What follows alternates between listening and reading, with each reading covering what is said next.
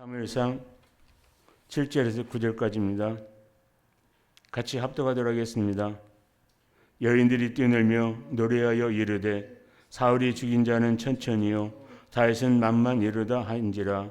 사울이 그 말에 불쾌하여 심히 노하여 이르되 다윗에게는 만만을 돌리고 내게는 천천만 돌리니 그가 더 얻을 것이 나라 말고 무엇이냐 하고 그날 후로 사울이 다윗을 지목하였더라. 아멘.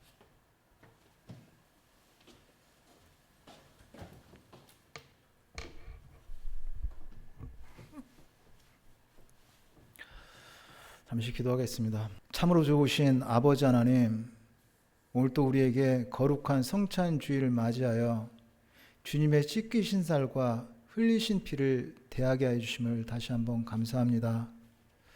우리 성찬 주일 예배를 통해서 다시 한번 갈보리 십자가 보혈로 저희들 정케하사 거룩한 주의 신부 되게 하여 주시고 성령으로 기름 부어 주시사 참으로 능력 있는 하나님의 백성들 다 되게 하여 주시옵소서. 예배 가운데 주님 천군 천사로 임하여 주시고 주님 아버지 축복받는 하나님을 만나는 주의 음성을 듣는 복된 시간 되게 하여 주시옵소서. 모든 영광 하나님께 올려드리며 우리를 구원하신 예수님의 이름으로 기도합니다. 아멘. 오늘 저는 봉독한 말씀을 가지고 하나라는 제목으로 같이 은혜를 나누겠습니다. 하나라는 단어는 문맥에 따라서 조금씩 이렇게 의미가 달라질 수 있습니다. 첫째 보면은 하나, 수량적으로 한 개라는 그런 의미일 수 있습니다. 그러니까 예를 든다면은 사과 하나 주세요 할 때 하나, 또 유일하다는 뜻을 갖고도 있습니다. 그러니까 그 예를 들어서 세상에 유일한 하나밖에 없는 내 사랑입니다 할 때 그 하나. 그리고 또 끼리끼리 어떻게 보면 소속감을 나타내는 그 의미로도 사용됩니다. 우리끼리 우리 마음을 같이 해서 하나 됩시다. 이런 하나는 그 문맥에 따라서 다양한 의미로 이렇게 표현될 수가 있습니다. 근데 오늘 설교 제목이 하나입니다. 하나. 우리는 하나님 앞에 하나입니다. 여러분 하나님 앞에 하나예요. 하나님 앞에 하나입니다.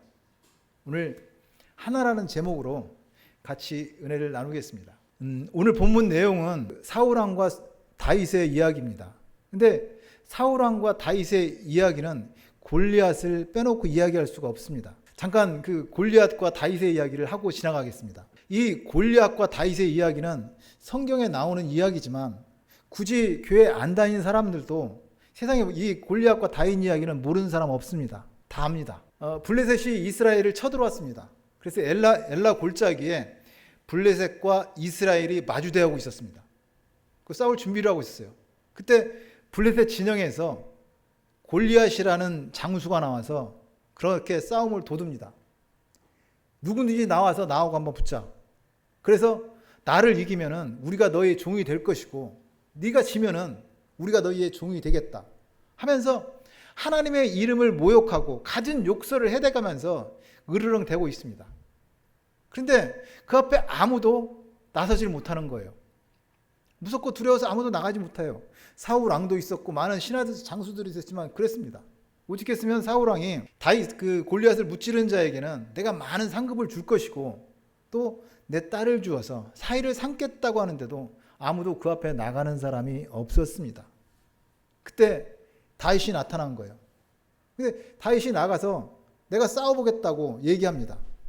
근데 사울은 보기에 그 초립동 다윗을 보면서 참 용기는 가상하지만 너는 그를 상대가 아니라고 그냥 무시하는 투로 넘겨버립니다. 그때 다윗이 그 유명한 사울왕의 그런 얘기를 합니다. 주의 종이 아버지의 양을 지킬 때 사자나 곰이 와서 양떼에서 그 새끼를 물어가면 내가 그것을 따라가서 그것을 치고 그 입에서 새끼를 건져내었고 그것이 일어나서 나를 해하고자 하면 내가 그 수염을 잡고 그것을 쳐 죽였습니다. 내가 그 사자와 곰도 첫 싸운지요. 저 할례받지 않은 블레셋 사람이니까 저 할례받지 않은 블레셋 사람 짐승과 같이 될 것이라고 그렇게 얘기하고 있습니다. 사울은 그럼 한번 나가보라고 얘기합니다.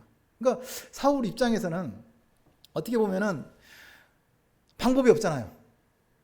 뭐 방법이 없으니까 지푸라기 잡는 심정으로라도 그래 그럼 네가 한 번이라도 나가봐. 그렇게 들려질 수 있지만 다윗의 그 말에 감동했습니다. 그래 그럼 한번 싸워보라고 얘기합니다. 그래서 다윗이 나가는데 골리앗이 다윗을 보고 참 어이가 없는 거예요. 그래서 야 네가 나를 뭐 개로 알고 막대기를 들고 나한테 지금 나오냐? 너 오늘 죽었어. 내 시체를 오늘 짐승들에게 주어서 다 뜯어먹게 하겠다고 그냥 온갖 욕설을 다 하고 있습니다. 그때 다윗이 골리앗에게 한 그 유명한 말입니다. 그래? 너는 칼과 창과 단창으로 내게 나오지만 나는 만군의 야의 이름 내가 모욕하는 이스라엘 군대의 하나님의 이름으로 내게 나아오너라. 오늘 하나님께서 너를 내게 넘기시리니 내가 너를 쳐서 내 목을 베고 블레셋 군대의 시체를 하늘의 공중의 새와 온 땅의 들짐승에게 주어서 온 땅으로 이스라엘의 하나님이 계심을 알게 하겠고 또 여호와의 구원하심이 칼과 창에 있지 아니함을 이 무리에게 알게 하리라. 전쟁은 야에게 속한 것인지요 그가 너희를 우리 손에 넘기시리라. 다윗은 이렇게 하나님을 의지하고 담대하게 나가서 물맷돌로 골리앗을 무찔렀습니다. 하나님이 지키시는 다윗, 하나님께서 함께 하시기 때문에 골리앗은 그 앞에 쓰러질 수밖에 없었습니다. 하나님이 높이시는 자 낮출 수 없습니다. 하나님이 낮추시면 높일 자 없습니다. 하나님이 하시는데 무엇으로 어떻게 감당할 수 있겠습니까? 그러니까 골리앗이 왜 쓰러졌죠? 다윗이 물맷돌 던져서 쓰러졌잖아요. 근데 알고 보면은 그 물맷돌에 쓰러진 것이 아니라 하나님 앞에 맞아 죽은 것입니다. 그 사도행전 3장에 보면은 베드로가 제9시 기도 시간에 성전에 기도하러 갑니다. 근데 성전 미문에서 날 때부터 안진뱅이였던 자가 앉아서 구걸하고 있었습니다. 그때 베드로가 그를 쳐다보면서 은과 금은 내게 없거니와 내게 있는 이것 나사렛 예수 그리스도의 이름으로 일어나 걸어라. 예수 그리스도의 이름을 선포할 때 그 날 때부터 안진뱅이였던 자가 일어나서 걷기도 하고 뛰기도 하며 하나님을 찬양했습니다. 그것처럼 오늘 그 골리앗도 마찬가지입니다. 다윗이 너는 칼과 창과 단창으로 내게 나오지만 나는 만군의 야의 이름 하나님의 이름으로 나간다고 했습니다.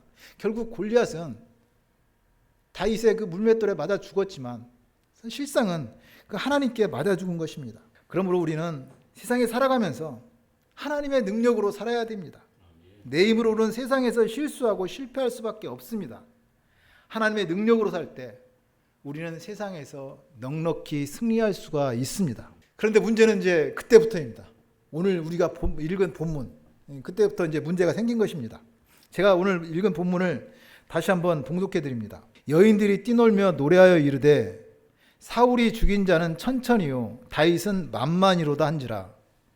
사울이 그 말에 불쾌하여 심히 노하여 이르되 다윗에게는 만만을 돌리고 내게는 천천만 돌리니 그가 더 얻을 것이 나라 말고 무엇이냐 하고 그날 후로 사울이 다윗을 주목하였더라.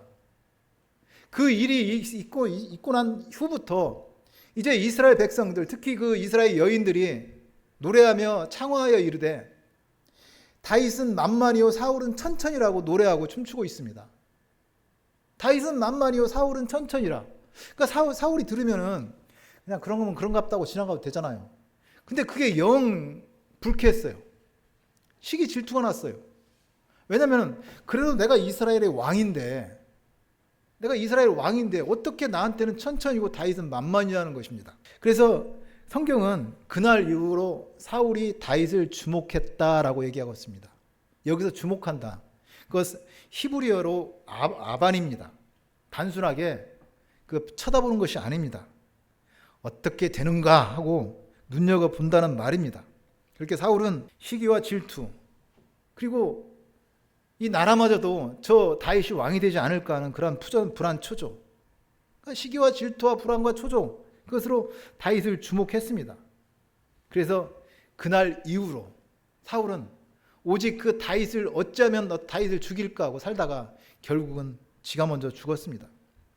참 이스라엘의 왕임에도 불구하고 시기 질투와 그 불안과 초조에 사로잡혀서 이스라엘의 왕이잖아요. 사울은. 당시에는 다윗이 왕이 아닙니다. 사울이 왕이었습니다. 그 왕이었음에도 불구하고 그렇게 시기와 질투에 사로잡혀서 불안과 초조한 마음으로 다윗을 죽이는 것을 목표로 살았습니다. 참 어처구니가 없습니다. 그래서 사무엘상은 보면은 31장까지 있습니다. 그런데 놀랍게도 18장부터 31장까지, 그러니까 사무엘상의 그 분량의 거의 반절을 그 다윗을 쫓아다니는 사울에게 쫓겨다니는 다윗 얘기, 그 얘기를 하고 있습니다. 어쩔 때는 좀 그런 생각도 해봐요. 성경에 할 얘기도 많은데 뭐 그렇게 그 많은 분량을 통해서 그냥 끝없이 다윗만 죽이겠다고 쫓아다니는 사울, 그 도망다니는 불쌍한 다윗, 그 얘기를 그렇게 하냐고요. 뭐 간단히 그렇게 쓸 수도 있잖아요. 사울은 이스라엘 왕임에도 불구하고 그렇게 시기 질투, 원망, 또 그 불안 초조 그런 것에 붙잡혀갖고 어찌하든지 다윗을 죽이려고 쫓아다녔다. 다윗은 그것을 이리저리 미꾸라지 빠져나가듯이 잘 도망다녔다. 그 상황 가운데서 다윗은, 사울은 하나님께서 기름 부은 자임을 알고 하나님이 기름 부은 자를 자기가 마음대로 할 수 없다고, 사울을 죽일 수 있는 기회가 오히려 있었음에도 불구하고 죽이지 않았다. 뭐 그렇게 간단히 기록할 수도 있는 이야기를 너무 길게 쓰지 않았나 하는 그런 생각도 해봤습니다. 근데 제가 오늘 드리고 싶은 얘기는, 오늘 그 광야에서 정처 없이 도망다닌 다윗, 참 불행했을 것 같고 불쌍한 것 같은데 참으로 그는 행복했습니다. 오히려 이스라엘의 초대 왕인 사울, 불쌍한 인생을 살았습니다. 다윗은 사울의 눈을 피해서 이리저리 도망다니면서 광야에서 힘들고 어려운 생활을 했어요. 그럼에도 불구하고 그는 그 광야에서 함께 하신 하나님, 인도하시는 하나님, 지켜주시는 하나님, 하나님의 축복, 하나님의 임재, 그것을 감사해서 시편에 보면 다윗의 많은 시편이 있습니다. 거기가 그때 쓰였던 시편이에요. 거기 보면은 거의 하나님을 찬양하고 찬송하고 영광 돌리는 이야기입니다. 반대로 사울은 왜 이렇게 불쌍합니까? 시기와 질투심에 붙어서 어떻게 하면 다윗을 죽일까 쫓아다니다가 결국 블레셋 군대와 전쟁에서 죽었습니다. 이스라엘의 왕이라는 사람이 시기와 질투라는 그 귀신에 붙잡혀서 어리석고 미련한 인생을 살다가 죽었습니다. 근데 환경을 보면은 그 사울과 다윗, 오히려 사울이 훨씬 좋은 환경, 백그라운드를 가지고 있었습니다. 이스라엘 백성들이 우리에게도 왕이 필요하다고 왕을 구했을 때 사무엘 선지자가 하나님께서 사무엘 선지자를 통해서 이 기름 부어 왕을 세운 이스라엘 초대 왕이 사울입니다. 다윗도 그 사울 왕의 신하였어요. 더군다나 사위였습니다. 사울에게는 요나단 같은 효자 아들이 있었고 그 외에도 다른 두 아들과 여러 자식들이 있었습니다. 많은 군사와 신하들이 있었습니다. 반면에 다윗은 목동이었습니다. 보잘것없는 목동이었어요. 사무엘 선지자가 이새의 집에 기름 부으러 갔을 때 그 형제들 중에 있지도 않는 그런 아주 보잘것없는 다윗이었습니다. 그러나 다윗은 행복했고 사울은 불쌍한 인생을 살았습니다. 생각해 보면은 다윗은 다윗대로 하나님께 쓰임 받으면 될 일이었습니다. 사울은 사울대로 쓰임 받으면 될 일이었습니다. 그랬다면은 아마도 사울이 훨씬 더 이스라엘의 위대한 왕으로 쓰임 받았을 것입니다. 그러나 사울은 참으로 불쌍했습니다. 다윗은 행복했고 사울은 불쌍한 인생을 살았습니다. 결국 저는 그것을 이렇게 결론 지었어요.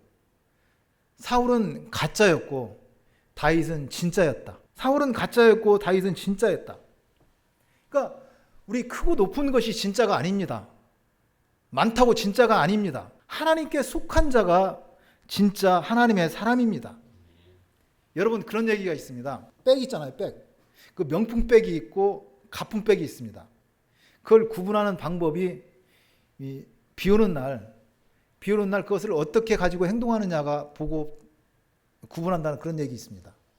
그러니까 갑자기 비가 쏟아지는데 들고 있던 핸드백으로 비를 가리고 우산처럼 쓰고 가면은 그것은 가품이고, 비가 쏟아지는데 그것은 얼른 가슴에 품으면은 그것은 진품이라는 말입니다. 마찬가지입니다. 우리가 살아가면서 힘들고 어려운 일이 있을수록 하나님을 품는 사람, 그것이 진짜입니다. 내가 어렵고 힘들 때 힘들수록 피해서 도망가는 것이 아니라 더 하나님을 가슴에 품는 것입니다. 하나님께 달려나가는 것입니다. 그래서 비록 힘들고 어려울지라도 하나님의 방법과 하나님의 목적으로 살아갑니다. 우리 세상 살아가면서 세상에서 편하게 살고 성공하려면 어떻게 해요? 하나님의 방법대로 해서는 잘 안 됩니다. 오히려 세상에서 성공하는 것은 세상 방법대로 살아야 합니다. 그럼에도 불구하고 힘들고 어려울지라도 하나님의 방법으로 살아갑니다. 어려운 일이 있을수록 그 진품백은 비가 오면 가슴에 품는 것처럼 어렵고 힘든 일이 있을수록 더 하나님을 품는 것입니다. 저와 여러분이 그렇게 하나님을 품고 하나님 당신만이 나의 목적입니다. 하나님의 방법으로 고백하며 살아가기를 축복합니다. 근데 오늘 설교가 하나입니다. 하나. 근데 사울이 가짜로 살 수밖에 없었던 거, 그 하나를 몰랐습니다. 우리는 하나님 안에서 똑같은 하나입니다. 근데 사울은 그 하나를 몰라서 가짜로 살았고 다윗은 그 하나를 알아서 진짜로 살았습니다. 다윗은 다윗대로 쓰임받으면 될 것이고 사울은 사울대로 쓰임받으면 될 것이었습니다. 그랬다면 아마 사울이 더 크고 위대한 왕이 되었을 것입니다. 그런데 다윗은 진짜로 살았고 사울은 가짜로 살았고 참으로 불쌍한 인생을 살았습니다. 생각해보면 왜 그러냐고요. 사울왕 그 가진 게 얼마나 많았어요. 얼마나 좋은 환경을 가지고 있었어요.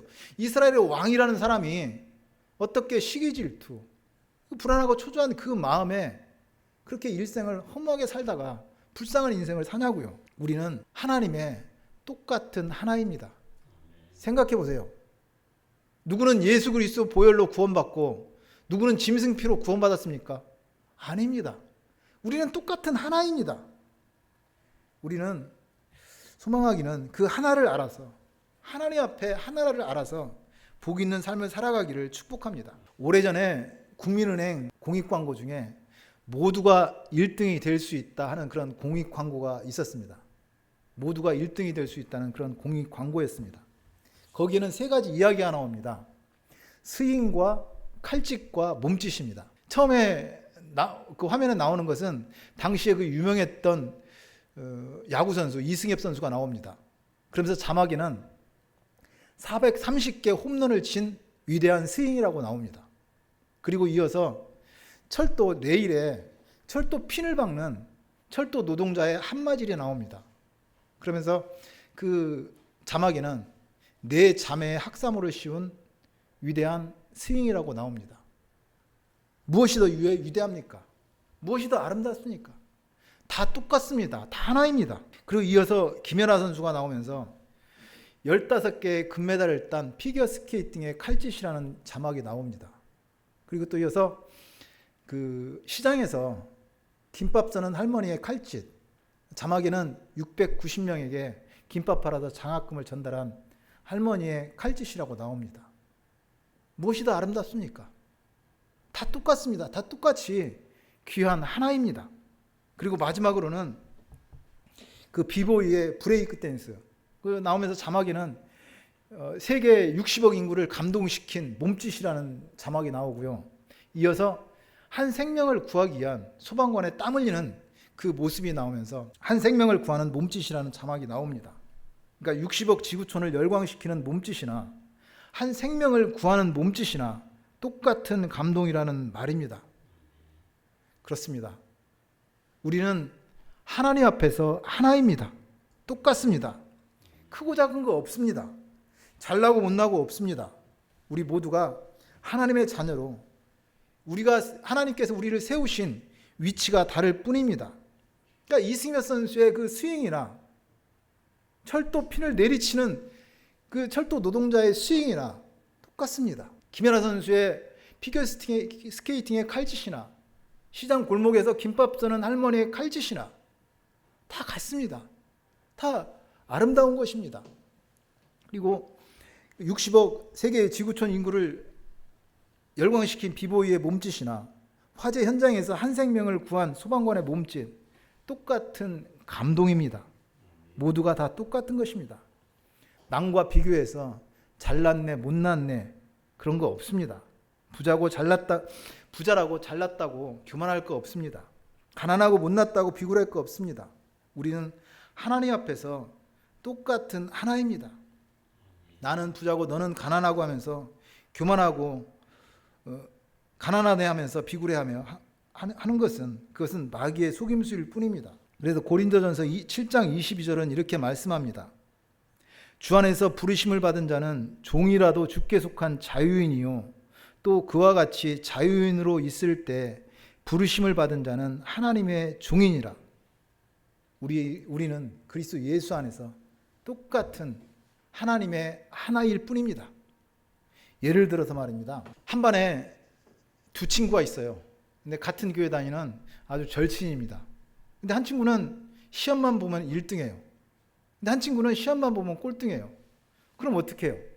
시험만 보면 1등하는 친구는 나 맨날 1등 한다고 교만해요. 꼴등만 하는 친구는 나는 아무리 해도 안 된다고 꼴등만 한다고 원망하고 불평하고 뭐 하나님 원망해요. 아닙니다. 다 똑같습니다. 하나입니다. 1등한 친구는 항상 그 1등하게 해주신 하나님 감사하고 겸손하게 살면 됩니다. 꼴등한 친구도 마찬가지예요. 내가 아무리 공부해도 나 꼴등인데 어떻게 이 머리 갖고 예수 믿고 이렇게 살 수 있는지 너무 감사한 거예요. 그냥 감사하면 됩니다. 10손가락 깨물어 안 하는 손가락 없습니다. 우리는 하나님 앞에서 모두가 하나일 뿐입니다. 오늘 사울 왕과 다윗도 마찬가지입니다. 다윗은 다윗대로 하나님께 쓰임 받았으면 됐고 사울은 사울 왕대로 하나님께 쓰임 받았으면 됩니다.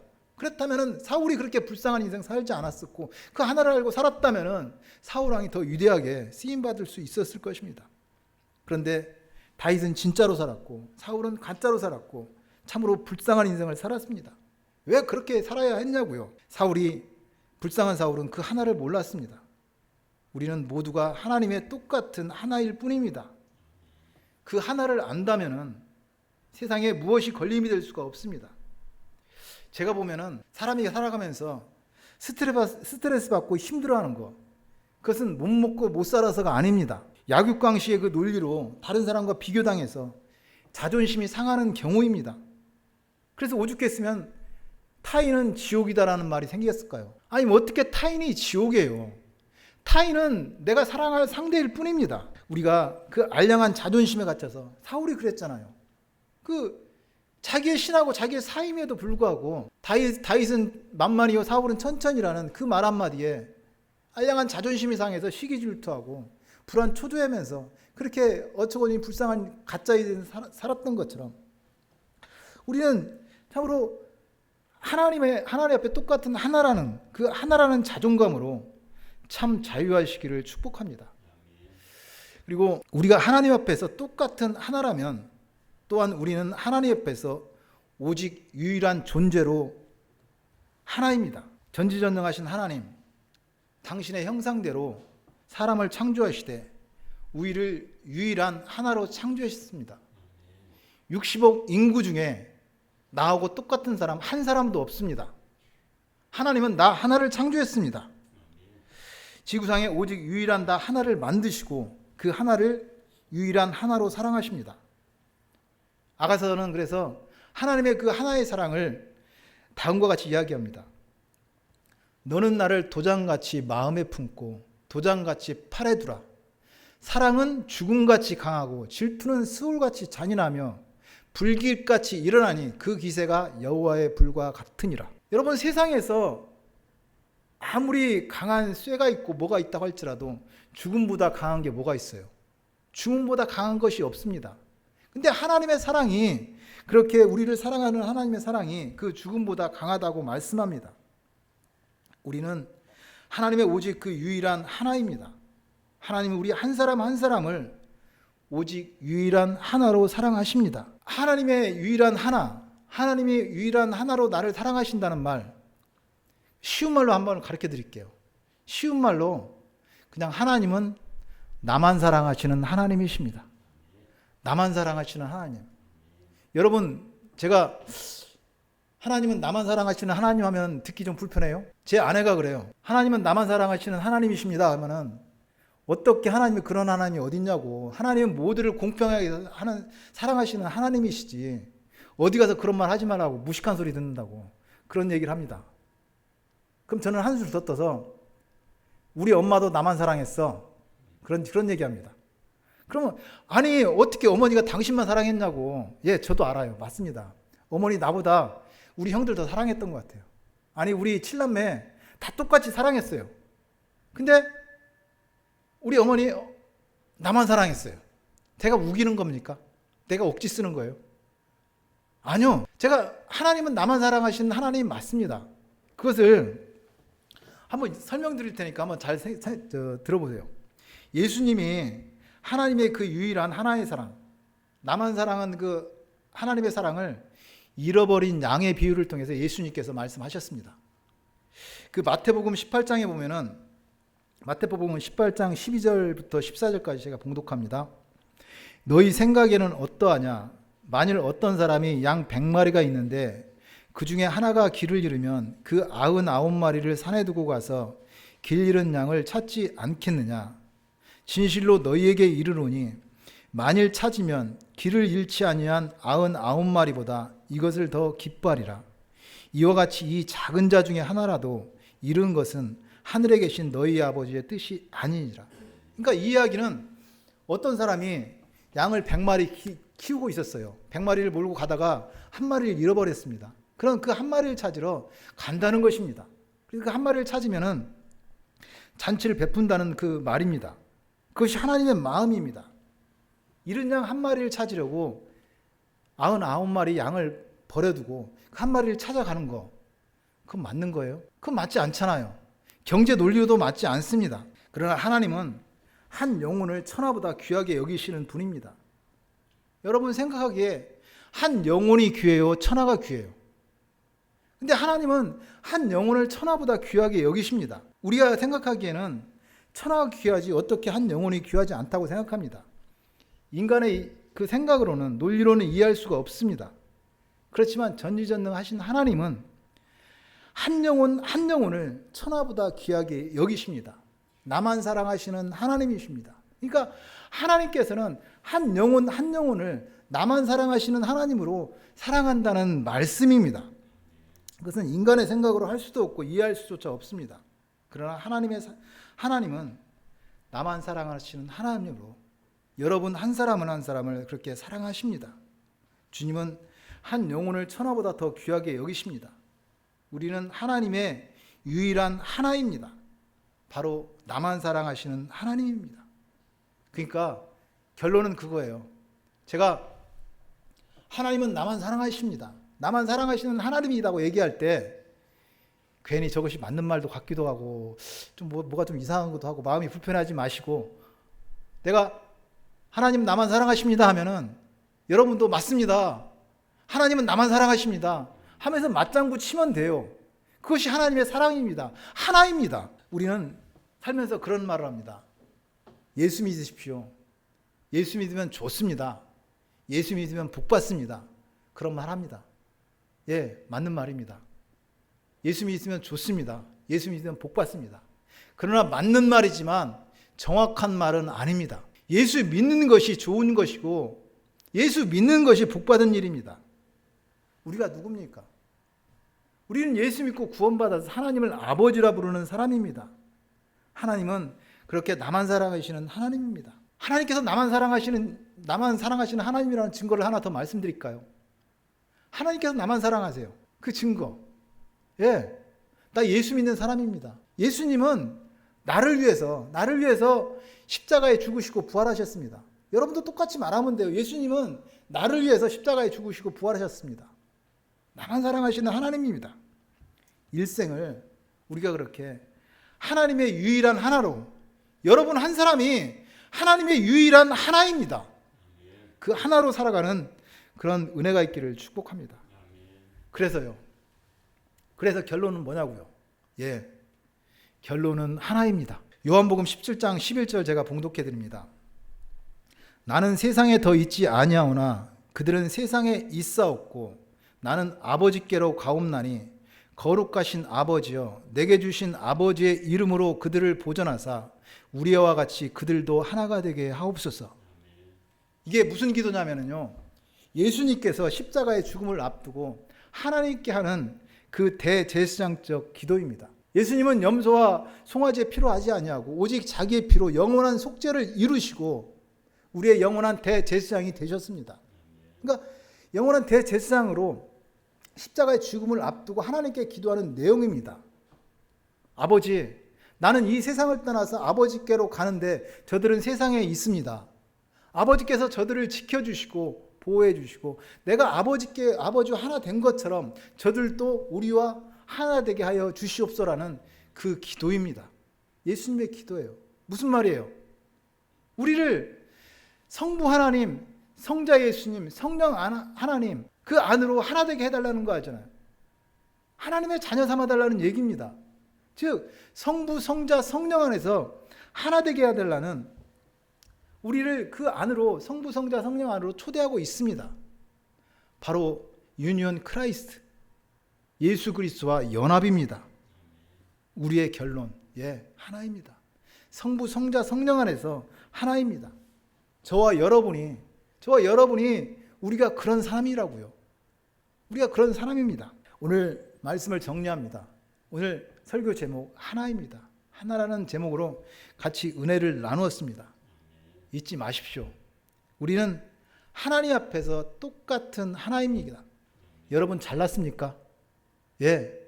잘났다고 교만할 것이 아니라 잘났고 감사하고 겸손하게 살면 됩니다. 여러분 혹시 못났습니까?